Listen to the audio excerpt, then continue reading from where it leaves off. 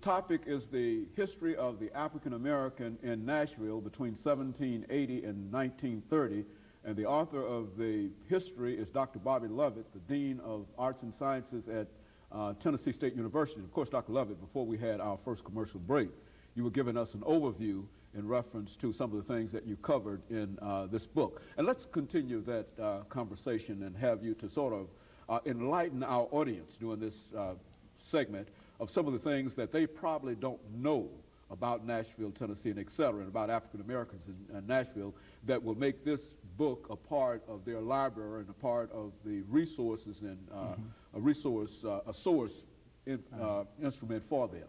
Right. Well, again, as I said, about 22% of African Americans were free in Nashville during slavery times, and another 25% were what we call hired slaves. And they could be hired out for $100 to $150 a year. Well, today people say, well, that's not a lot of money. It was a lot of money then. The average person back in that day and time would probably realize not even $100 in cash money in 1 year.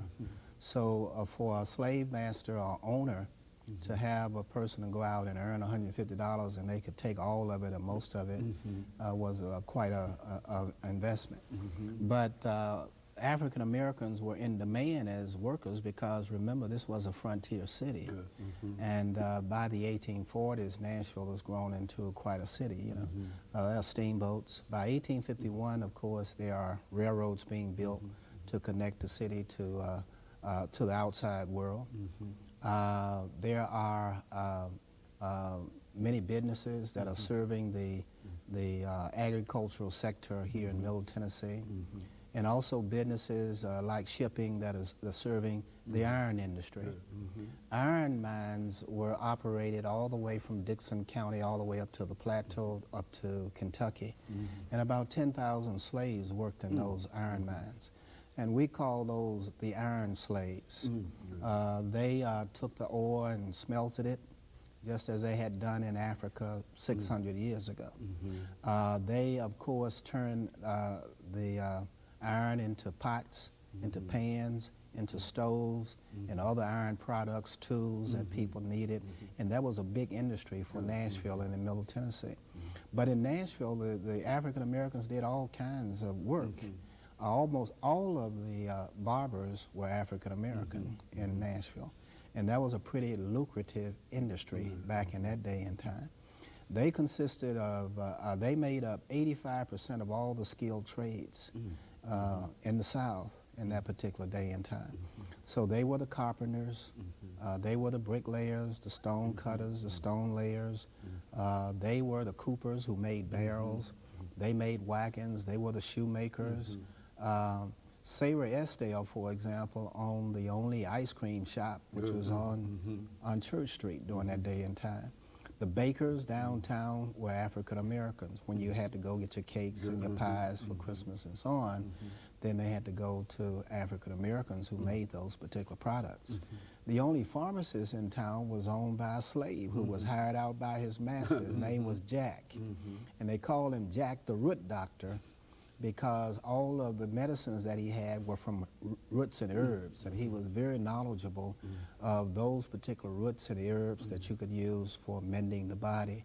So most of his customers were not African Americans, but of course most of his customers were the whites in town, but they depended upon him.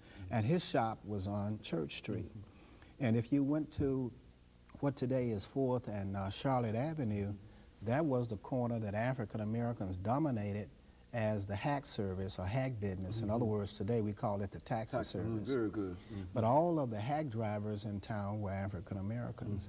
And if you stayed in the business and hustled, you could become quite wealthy. So free Negroes dominated that trade, but also some slave masters let their slaves hire out as hack drivers, because they also could earn a lot of money if the slaves brought the money home to them.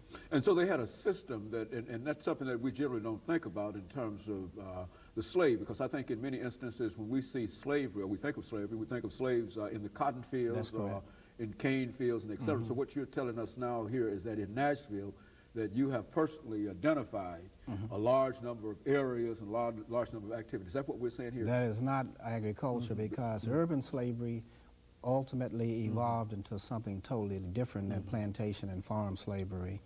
And so there were all kinds of ordinary jobs that African Americans had in town as opposed to out in the countryside. Give you one example. A slave woman by the name of Sally Thomas, who was born in 1790, died in 1850. Her master allowed her to hire out her time because two of the boys that Sally had were the master's sons. And Sally set up a boarding house where the Radisson or the Doubletree Hotel is located today.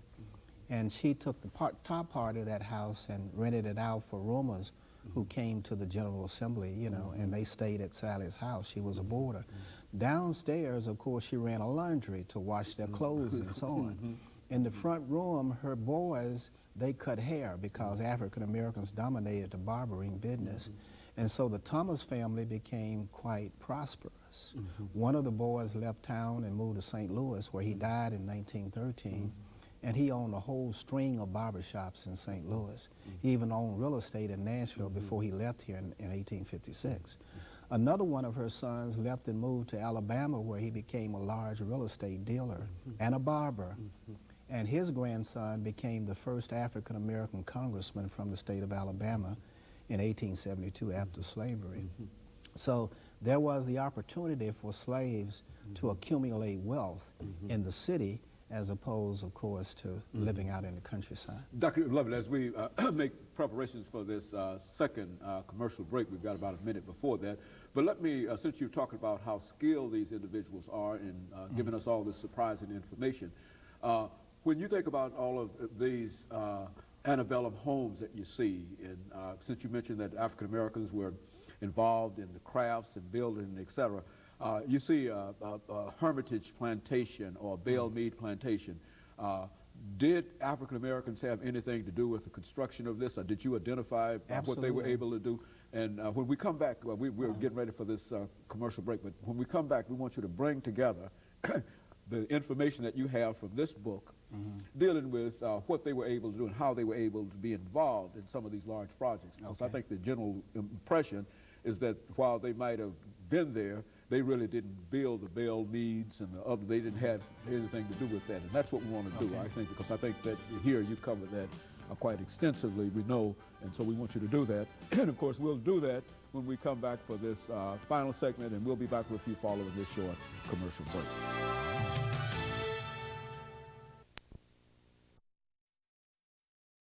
To the Dean of the